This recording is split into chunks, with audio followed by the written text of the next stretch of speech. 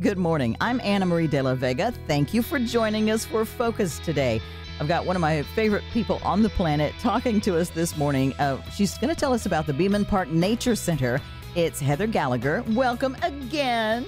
So good to see you, although I'd rather see you out on the trail, of course. On the trail, and she did just recently. So we're going to talk about the Beaman Park Nature Center. It's just this gem in our area. It is one of the things that you may enjoy the most in your life of any place you've ever been, but people don't know about it sometimes.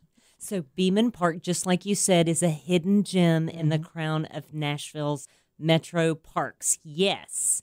Take that in. I love that. We are a metro park. So metro parks encompasses tennis courts and basketball courts and baseball fields and golf courses and all of these wonderful things that you and I use on a regular basis. But don't forget about these natural area parks. Warner Park, everybody's familiar with, the Birch Reserve, Shelby Bottoms, Bells Bend, Peeler, Lytle Bend. But Beaman Park is located in northwest Nashville. So we're on the Western Highland Rim. We are one of the largest parts of Nashville's Western Highland Rim forest. Are you ready for this? Yeah. 2,370 acres. I was just talking to our maintenance supervisor today over at Cedar Hill, and he said, we love maintaining your park because there's nothing to mow. Oh. And people who come to Beaman Park, they're not throwing out a lot of trash. It's not a place that people are coming and throwing down. It's a place that you get out of your car, and what do you do, Anna Marie? You go walk and look at the trees and the rocks and sweat a little bit. And don't forget about this time of year, the creek is the perfect place to Yes. cool off. Oh. So right off of Little Marrowbone Road, 4111 Little Marrowbone Road, on the north entrance of the park is Henry Creek. It is completely accessible. It's a great place to take your kids, take your dogs on those fall days when it's a little bit warm outside. It's a great place to go sit down in the creek. We saw a family last time we were out there. We saw a family down there in the water, and the little kid was trying to skip a stone, and you could hear Dad going like, "That's it, good, you did a good job." And I just thought that is so precious, getting them out into nature and teaching them to love it and make it part of their life. Beautiful. I didn't know we could get down in the water. I want you to get in the water. I want you to sit down in that Chattanooga Shale Creek. I want you to enjoy yourself. I want you to use all of your senses while you're exploring Beaman Park. And it is shale. That's what that is, because you can see that along the creek, it's like the stone that looks like little layers, flat, and then layer and flat. That's what that is. Okay, yes. Now, this is what makes Beaman Park so cool. So we talk about its location in northwest Nashville. We talk about, this really large remnant of Nashville's Highland Rim forest. But at the same time, you got to talk about the geology. So when you're looking at those huge cliffs hanging over Henry Creek, that's Fort Payne Chert. It's really, really crumbly. But also first Americans would have used the really glassy looking pieces as projectile points. Really? Okay. Now, underneath that layer of Fort Payne Chert is Chattanooga Shale. I love when people come up to the Nature Center. I'll break a piece of that Chattanooga Shale, and you smell it where it just broke. It smells just like my daddy's garage. He used to work on old cars. It's really oily. It has that sulfur smell to it. Isn't that the perfect place to have a moonshine still? And actually, moonshine stills were found in Beaman Park when the area was first inventoried before it became a park in the late 1990s. And Friends of Beaman Park just finished funding a brand new moonshine exhibit at the Nature Center. So if you want to learn more about this, come on up to the Nature Center. We're at 5911 Old Hickory Boulevard, 37015. The Nature Center is open from 12 to 4, Tuesday through Saturday, except on holidays. We don't mess around with our holidays. But we welcome you to come up and learn more about the amazing cultural history of Beaman Park, as well as the creeks and the trees and the wildflowers and all of the wonderful things that you're sharing now. What did you say, Chert? Chert, C-H-E-R-T, Fort Payne Chert. What does that mean? Okay, so chert is kind of a, I hate to use this word, but it's kind of a crumbly, shaly rock that was laid down, scientists believe, over 360 million years ago. And when it was laid down at the bottom of the ocean that covered Tennessee at this time, it was laid down during turbulent times. So if you think about, like, if I'm in Vaughn's Creek behind the Nature Center at Warner Park, you've got that blue-gray limestone. It's very solid. It's not crumbly. Okay, so that was laid down at a different time in Nashville's history. But Chert, it's very young stone. Like you said, it's very crumbly. And yet another reason not to be rock climbing in Beaman Park. Please don't do that. Oh, okay. Okay, what about the trees in Beaman Park? There are just how many different species of trees? Now, I can't tell you exactly how many species. I figured you could. And that's what is really wonderful, not only about Beaman, but also all of our metro parks. All of our inventories are out of date because we're constantly finding new species, new things to add. Oh. If you're on the ridges at Beaman, so say at the Nature Center or at the Highland Trailhead, you're going to see mostly chestnut oaks. They're those big oaks that have the really long, oblong acorns. Yeah.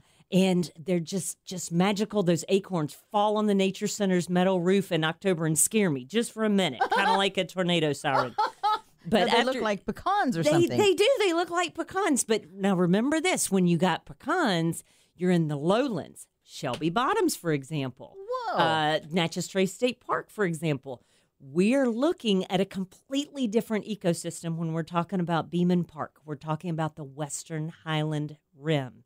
Now, some other things that you're going to find at Beaman Park that we haven't talked about yet are mountain laurel, blueberries, Oh, wow. azaleas. So I invite you, Anna Marie, to come on a hike with me in late April to see some of these truly amazing bushes, shrubs, for lack of a better word. In fact, there's some really close places on our 7.5 mile shorter Laurel Woods Trail that you walk through just bushes of azaleas, and it smells like roses. It's truly magical. I saw a wild hydrangea the other day, and I was like, look. You can tell what it is, but it's just so amazing to see it out in nature. Like, this just grows here. This is part of this whole environment. I love that. And the pine trees. Oh, my goodness. Okay. So another remnant of that Nashville's Western Highland Rim forest are the white pines and the Virginia pines. And you've seen some of these planted on golf courses and other places where they've been cultivated. But at Beaman Park, we have a very special species called the shortleaf pine community. And so you're standing beneath this crazy community of 50, 60, 75-foot shortleaf pines, and then down at the very bottom, you see this little 3-inch Charlie Brown Christmas tree, and that's what makes this community sustainable, because you have babies. Oh, so it's thriving. It's thriving. And how important is that in our entire state? How important is it to have, what do you call it, communities? Yeah, to have these communities, but we're not just talking about our entire state. We're talking about a Davidson County that we're constantly focused on development. But look at Beaman Park, not developed. We have hiking trails, and that's it. Oh, so nature gets to thrive. Nature gets to thrive. We are constantly making efforts to make sure that we don't have development of any kind that takes place in Beaman, not just human development, but also invasive species. I mean, I was driving by Whites Creek High School today and noticed a huge population of Paulownia or princess trees. Oh, yeah. As well as kudzu. Oh. And I'm not saying there are bad plants. There are never any bad plants. But a plant like kudzu would come into a thriving community, to use your words, at Beaman Park, and it would completely destroy the diversity that you and I so enjoy. Mm-hmm. It would throw that ecosystem out of whack. Because kudzu covers the trees, right? And it ends up killing them? Not just that. You've got to think it has roots, so it's taking all of the nutrients and the water out of the soil. It's taking all of the air out of the atmosphere, everything that these trees need in their habitat. To use a third grade word, food, water, shelter, space, and air, those invasive species will remove. Currently at Beaman Park, we have bush honeysuckle, privet, and then vine honeysuckle. And we are starting at the outside perimeter of the park and slowly moving inward so that we can easily get rid of those invasives. And y'all, it's so much fun. So what we do is employ different office groups, businesses, and we split them into teams because people love competition. And then we have a competition who can get the tallest privet, honeysuckle, ailanthus, whatever invasive you want to list, who can get one with the biggest girth. And then what group gets the overall mass of invasives. And, of course, all of this is taken to an organic slash dump so that it can be turned back into soil. We're not contributing anything to the dump. That's fantastic. How important is it that we try and keep planting native plants in Davidson County even? Okay, the biggest thing, here's the biggest reason. Less water, less maintenance, and you're going to draw in the native birds that you want to talk about right now so bad.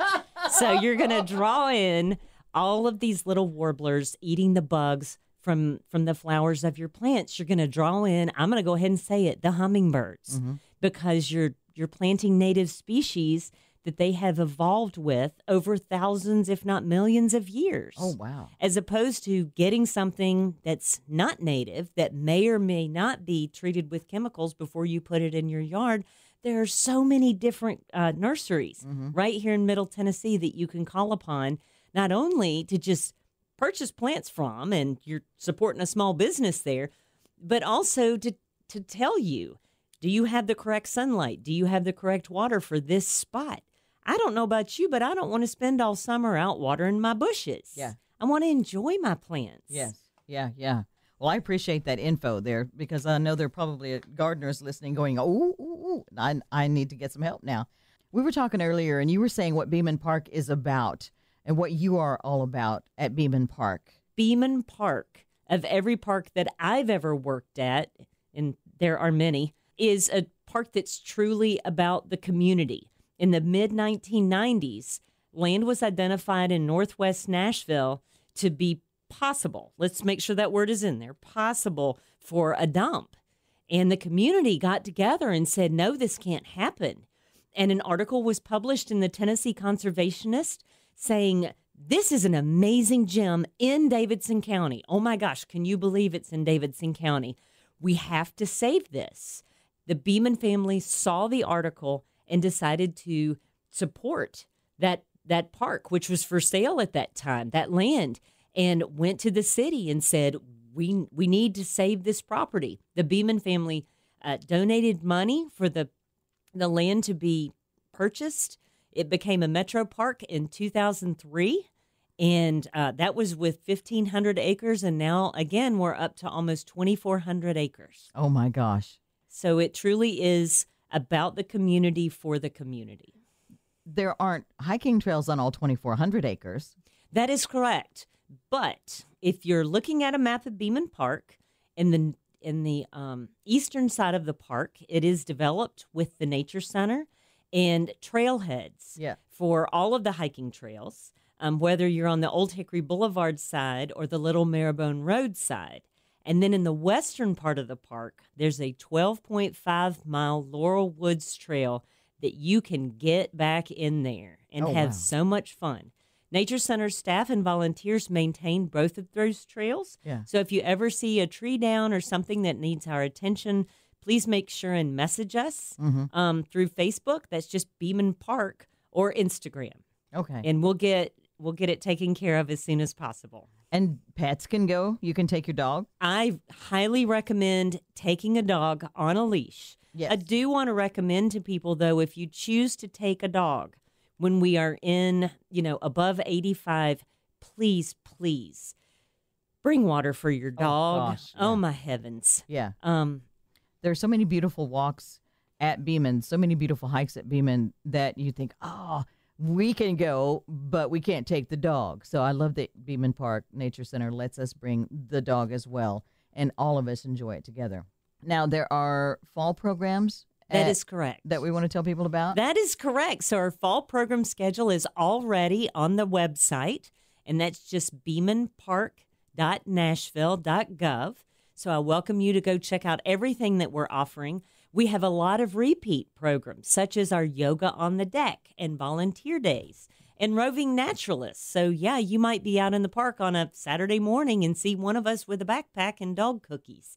So expect to see that. What does a roving naturalist do? What do you mean? Great question. So one of the things that we really want to encourage from the Nature Center is a positive presence in the park, so that if somebody has a question, wants to know how long a trail is or how much farther is it. We were asking that the other day.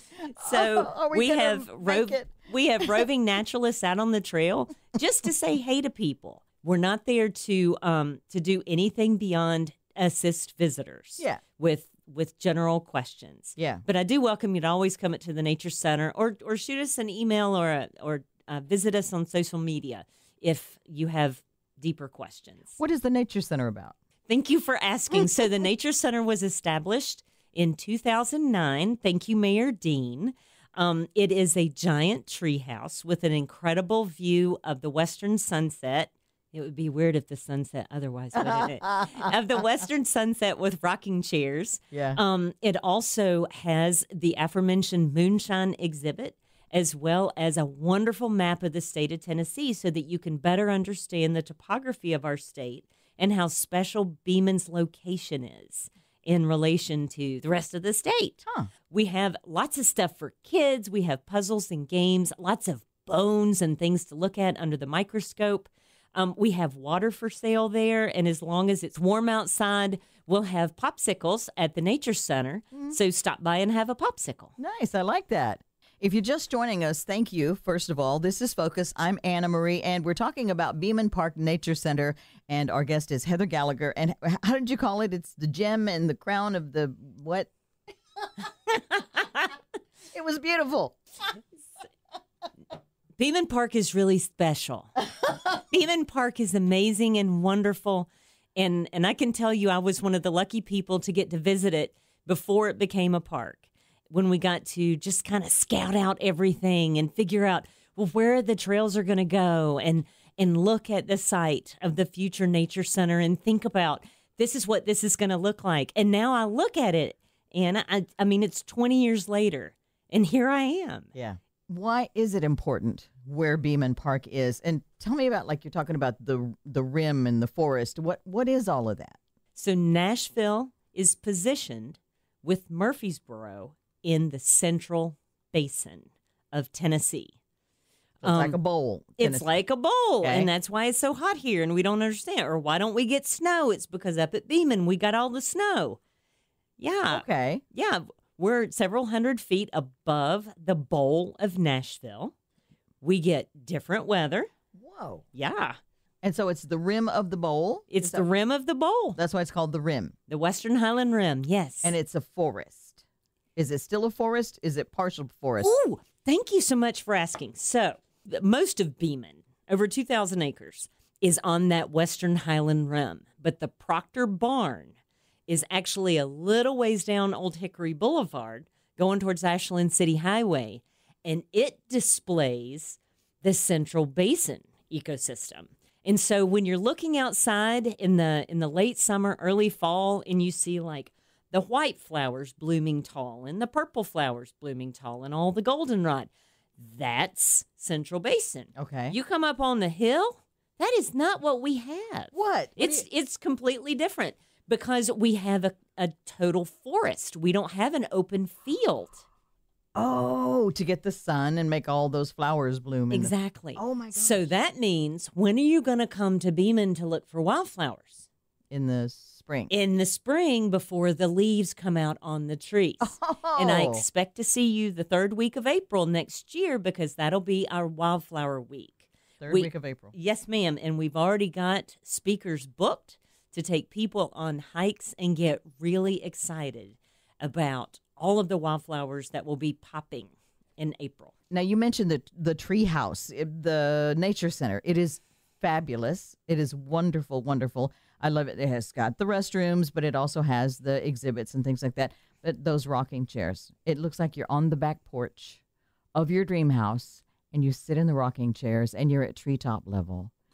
That is just the most fabulous place. My husband and I have sat in those rocking chairs and thought, like, I just want to live here. I do not want to leave this place. But one thing I noticed is we didn't hear any birds. That's a really great observation. So I believe when I saw you was in early August up at the Nature Center. So let's think about what the birds are doing in early August. So that when you hear the birds, it's when they're establishing territories, finding mates. They're making a lot of sound so that others can hear them. Oh. Are they going to be doing a lot of that in August? I guess not. I guess not. Now, that doesn't mean that you don't have somebody out there making noises, because Lord knows this morning at Cedar Hill Park, I heard a whole bunch of summer tanagers just getting it. But what is the overall thing going on in parks? If I'm a warbler, I don't want to be bright yellow, making a lot of sounds, because I've just made myself a moving target. Whoa. So do I want to be bright red, making a lot of sounds? Think about what birds are doing in late summer, early fall. They are beefing up for winter. Think about these cold mornings. Oh. You've got to have a lot of fat on your Can I say fat? You got to have a lot of fat on your body, in order to make it through these cold mornings. Oh, wow. So I'm eating a lot of nuts and berries and bugs and whatever else these guys are eating. Yeah. In the spring, that's when they're trying to get their mates, having their babies. You can hear the babies. A lot of times you can tell it's the babies because they're just like, beep, beep, beep, just going nuts. Nonsense. Yes. Yeah. It's gibberish. They haven't learned to speak well yet. My husband and I now have seen baby birds in the spring and noticed that they'll start following the parent out of the nest and perching next to the parent. And begging. And then begging. They just flap their little wings and they go, make that noise. And so now my husband goes, will you make me breakfast? And he goes, like a little bird. They are so adorable. But that explains why I have not heard the birds then in the summer. They're getting ready to go to Florida or something. Where do they go? Do they stay here? Oh, that's such a good question. So we have so many species of birds that stay year-round in Tennessee. So cardinals, chickadees, titmice, nuthatches, woodpeckers, all these guys are staying here all year long. You can hear them year-round. Agree? Yeah. Okay.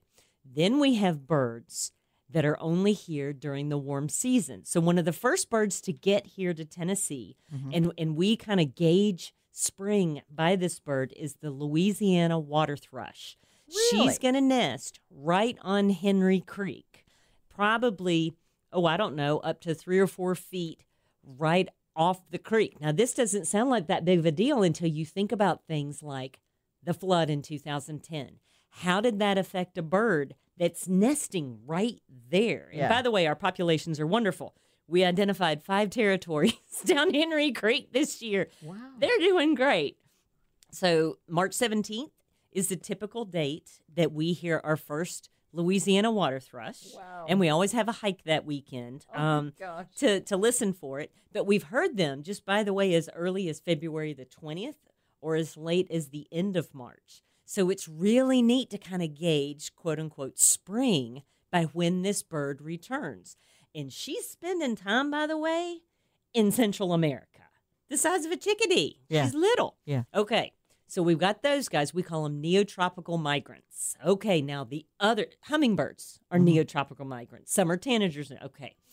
Now we have birds that come from Canada to Tennessee just for the winter. So that's white-throated sparrows, juncos, yellow-bellied sapsuckers, and those guys are just here in the winter. You've seen this. Okay, in the winter, when you put the bird feed out, when it snowed, and you've got these birds running around scratching like chickens, white-throated sparrows.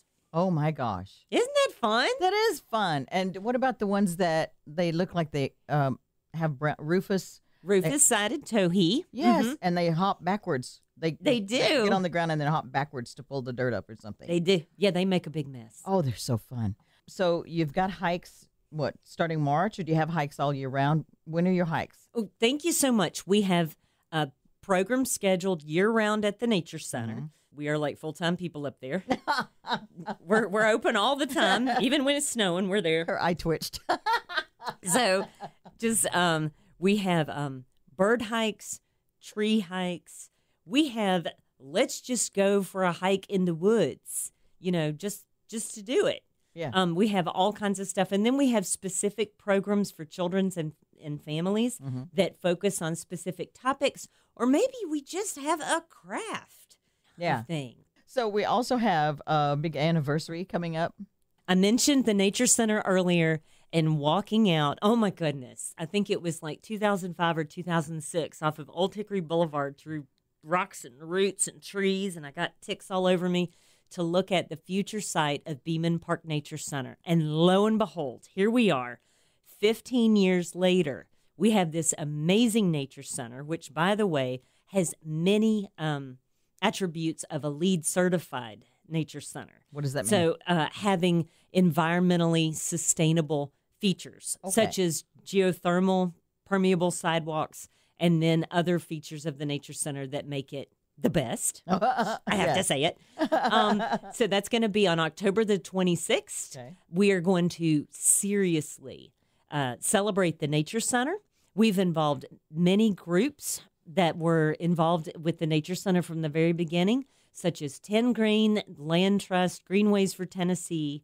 I personally called Bill Purcell and said, can you please come speak? And just, say, hey, because it was because of Bill Purcell's Get Her Done list that we have Beaman Park Nature Center. I saw a plaque dedicated to someone else, too. We were making our way around. Was there another plaque somewhere else in the Nature Center? Okay, there's 2 other plaques that you can see in Beaman Park. And thank you for asking me, because there are so many people that contributed to what we see as Beaman Park today. So one is Beaman's official name is Alvin G. Beaman Park. And that's on the backside of the columns as you enter the park off of 4111 Little Marrowbone Road. Okay. So Alvin G. Beaman was Sally Beaman's husband, and he served on the park board and was a very influential Nashvilleian for many years. So the park is in his honor. Okay. Okay. The other plaque that you might have seen is Carl Dean actually dedicated the Nature Center in 2009. That's it. Wow. So lots of people really worked hard to make this happen. This is true. Carl Dean is the honorary chair of the Save the Nashville's Western Highland Rim Forest organization. And so I hope that he's able to attend as well, since I've given him so many shout-outs today. Hello. Okay, if you're just joining us, we're talking with Heather Gallager about Beaman Park Nature Center and their anniversary coming up, the anniversary celebration, October 26th, will be their 15th anniversary. Is there anything else that you want people to know about Beaman Park Nature Center that I've neglected to ask you about? We cannot wait for winter. So November, December through March, we will have a fire going in the Nature Center. We'll be having coffee and hot chocolate. This is a place to build community. Education is just a wonderful icing on the cake. But bringing people together is what nature centers are about. I noticed that. Mr. John, we met some guy and you were like, this is Mr. John, and he was just so sweet. And when you go to a place like Beaman Park Nature Center, you find like-minded people. You find a little tribe there, and it is building community. Thank you, Heather, for all you do. Thank you so much for continuing to support us. We'll put links and more information on the Focus Facebook page. Thank you, Heather Gallager, and congratulations to Beaman Park Nature Center on their upcoming 15th anniversary celebration, October 26th. Make sure you join us again next week, please. I'm Anna Marie, and that's Focus.